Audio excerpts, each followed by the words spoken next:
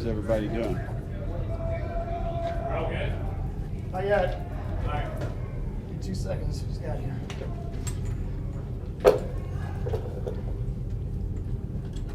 Anything we can do better for you?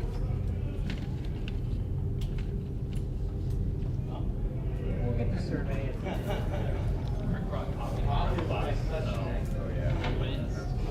Good man. Rick Hurtado effect.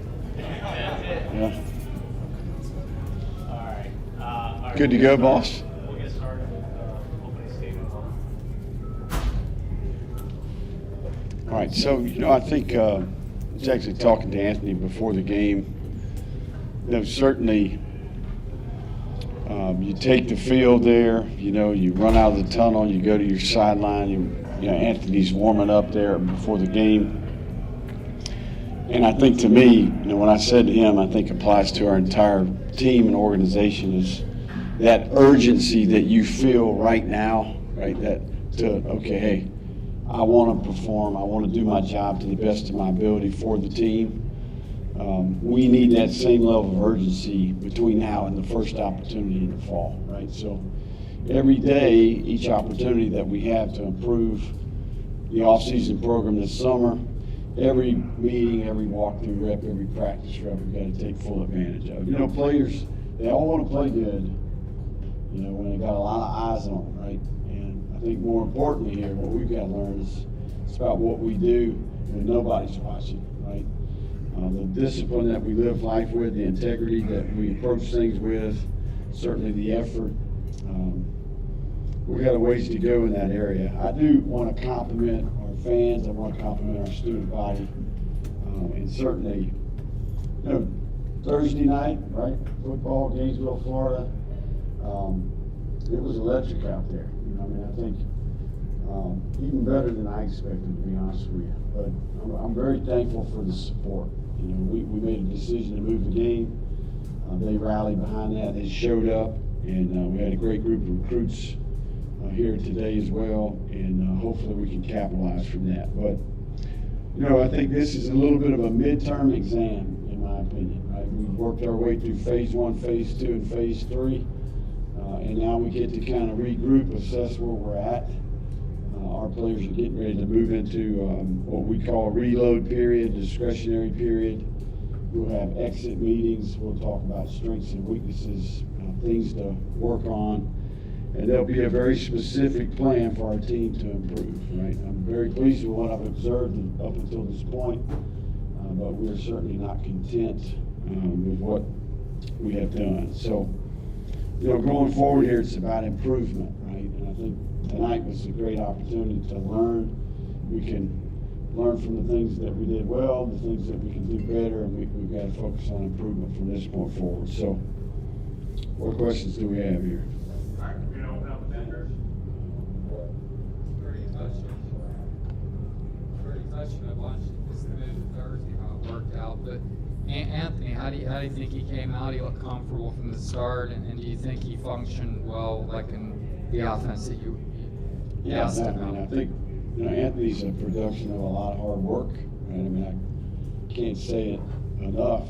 His approach has been first class, right? I think when I think about a quarterback, right, we think about a person who represents everything the organization is about, right? Certainly at the highest level of football, the quarterback is the face of the organization. They set the greatest example. Their work ethic, their attention to detail, their self-discipline, their approach. So he's a product of his work. He's learned a new system. Standing behind him out there, it wasn't too big for him. He communicated well, and the ball went where it was supposed to go. He was accurate, and the players around him played well, right? The pocket was clean. The guys made play on the ball, and it's a good day. And I think to win, you need good quarterback play, right? You need good quarterback efficiency, and certainly he played well tonight. DeJuan Black, just his level of activity and how much impact has he had this spring in growth? Yeah, what you see out there is what we've been observing each day. The guy's got some height and length. He's very instinctive, right? Even when he's wrong a little bit, You know, he can make it right, and oftentimes makes plays. I mean, he is productive on a consistent basis, right? And, you know, one thing I would say about DeJuan Black, during identity program, I wrote his name down multiple days where he's, you know, probably the gold standard when it came to effort in the program. I mean, the guy's really bought in. And, you know, I'll say this. He's completely changed his reputation in the building, you know, relative to his attitude, his work ethic, how he goes about his business.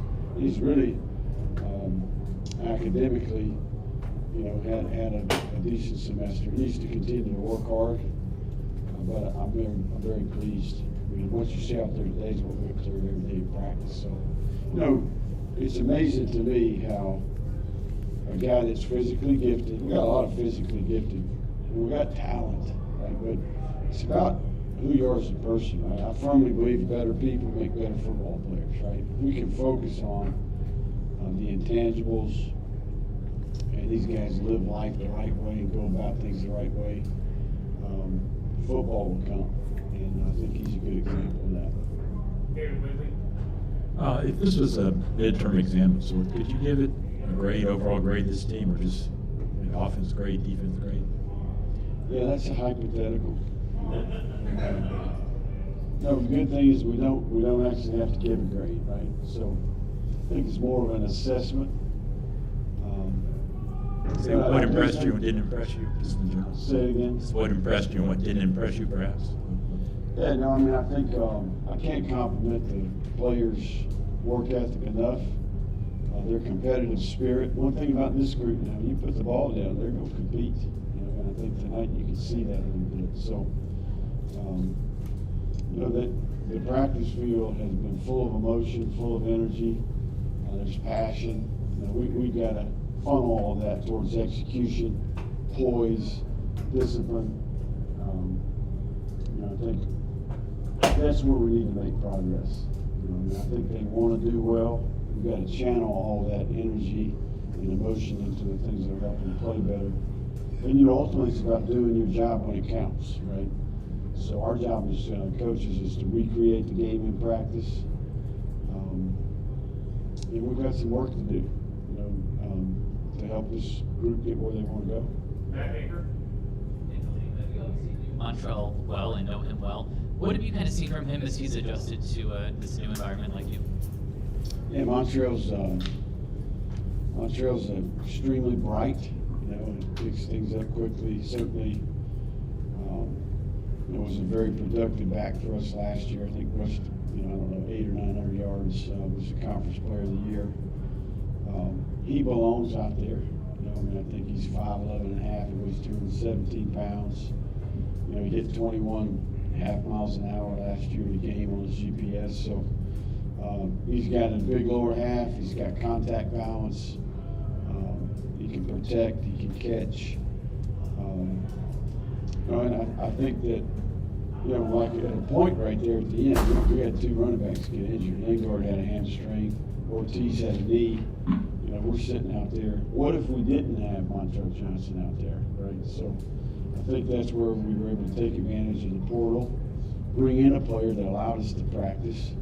Right, we'll be excited to get Naquan back. He's certainly going to bring something to our team. But you know, Montrell was what the doctor ordered, you know, and certainly is going to provide depth and production for our team. Obviously, there's going to be another wave of portal entries and everything here in the next couple of weeks. What are the kind of parts of the team that you expect to hit most in the portal? I don't know if that's a question I would answer necessarily, but. I mean, I think we're looking for players that can make our team better. You know, I think from a personnel standpoint, in everything that we do, right, we want to make every decision in the best interest of the team, right? So, you know, there'll be an opportunity. I don't necessarily think we turn down any good player, a player that can get in our too deep and make our team better. That's what we're looking for. Daniel Torrey. A lot of paying attention to the turnover chain, and it looked like Weston had another touchdown chain. Just what are those, and what do they mean to the players? And turnover chain. think Donovan Milne had like a chain around his neck after the interception. Nobody ran that by me. So, that won't be happening. Sorry, great news. Yeah. The defense in the first half, it looked like Anthony and the ones were able to kind of move the ball, and then they kind of, I guess, made some adjustments at halftime. Just what did you see from your defense? What was your assessment? Yeah, I thought they responded, you know. I think, you know, I told each one of those guys when we were handing out awards, some of those leaders on defense, hey, look, we need to respond here and go get some stops. And certainly the staff did a great job of changing it up a little bit in the second half.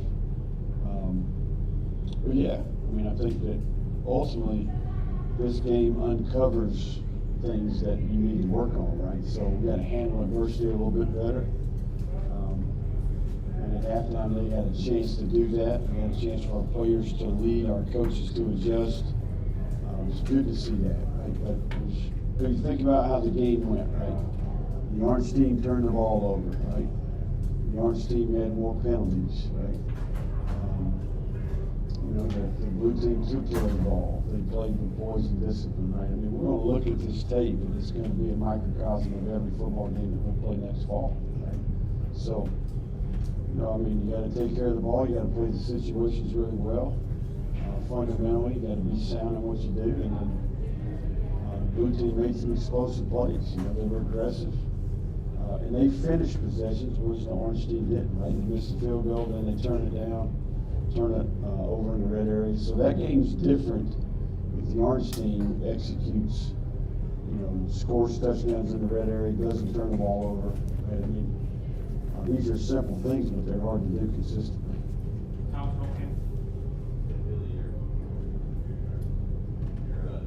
Receivers or tight ends tonight, is that surprising to you, or are you not surprised based on the way those guys have stepped up this spring? Yeah, it's a significant stat right there.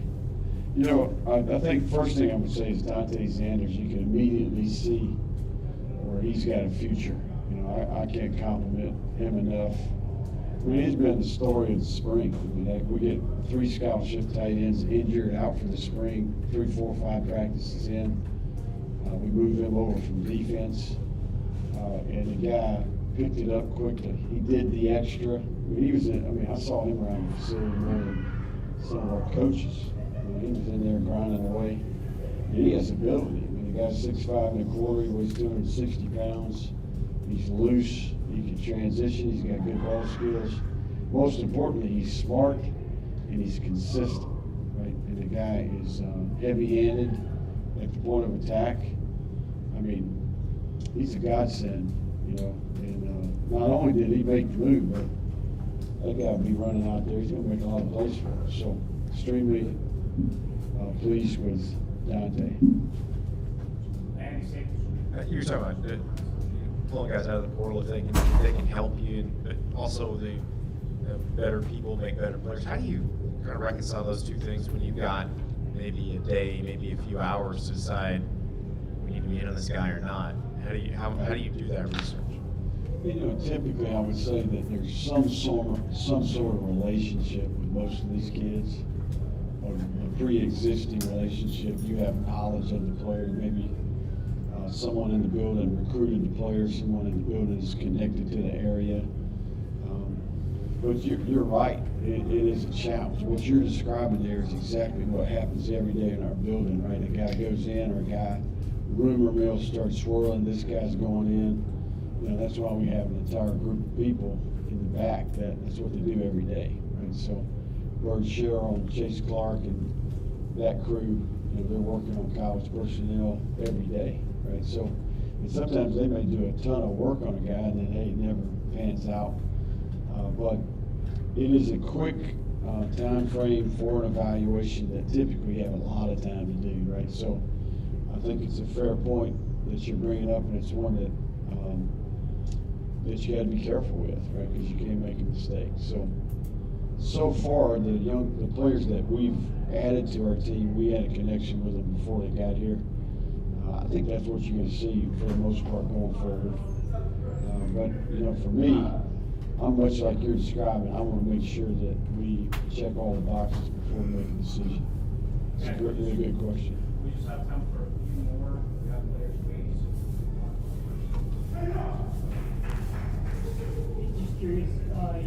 standing behind quarterbacks, that's not, you usually have your hands a little dirtier. Is that an unusual role for you? Is it kind of weird being back there and not being in on the play calls?